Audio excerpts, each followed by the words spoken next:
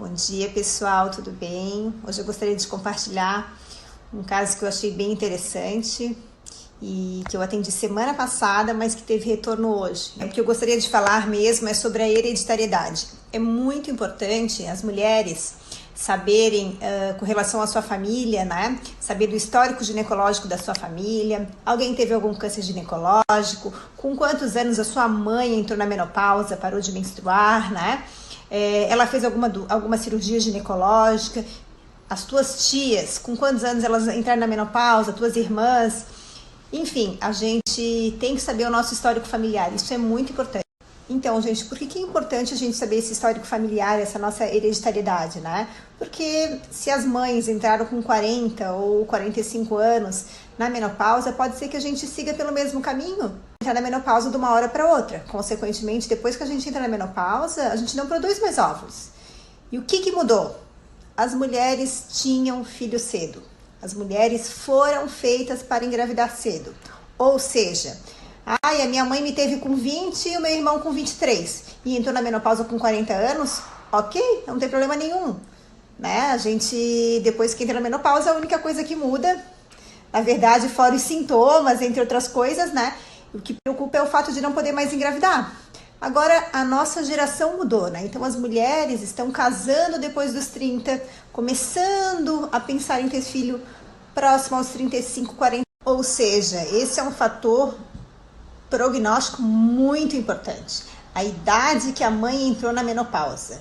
Geralmente, a gente tende a herdar, né? Então, assim, eu vejo muita gente falar assim, a minha avó teve 10 filhos, a minha mãe engravidou fácil 3 vezes. Mas quantos anos tinha a tua avó quando teve os 10 filhos? E a tua mãe, com quantos anos ela teve filho? Né? Então, assim, as mulheres tinham filhos antes dos 30. Geralmente, quando elas tinham 30 anos, a prole já estava completa. Gente, isso mudou, então não adianta a gente ficar se baseando por isso, né?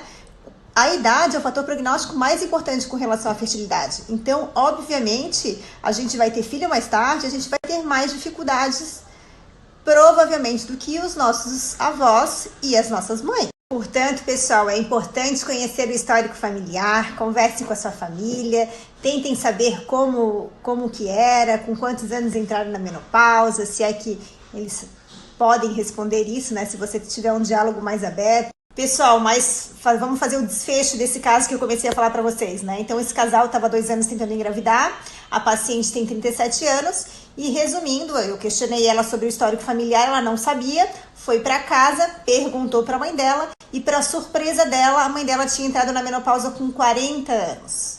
E até então, ninguém sabia, né? A mãe dela sabia, mas ela nunca tinha perguntado e a mãe dela também achou que essa informação não era uma informação importante para contar para sua filha.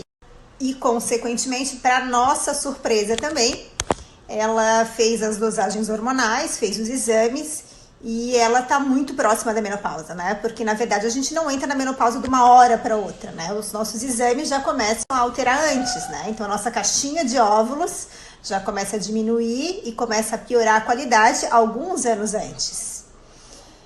Enfim, infelizmente, essa paciente já está se encaminhando para a menopausa, já com 37 anos, né? Provavelmente, acho que em 1 ano e meio, 2 anos, ela já vai entrar na menopausa e a produção de óvulo dela é muito pouca.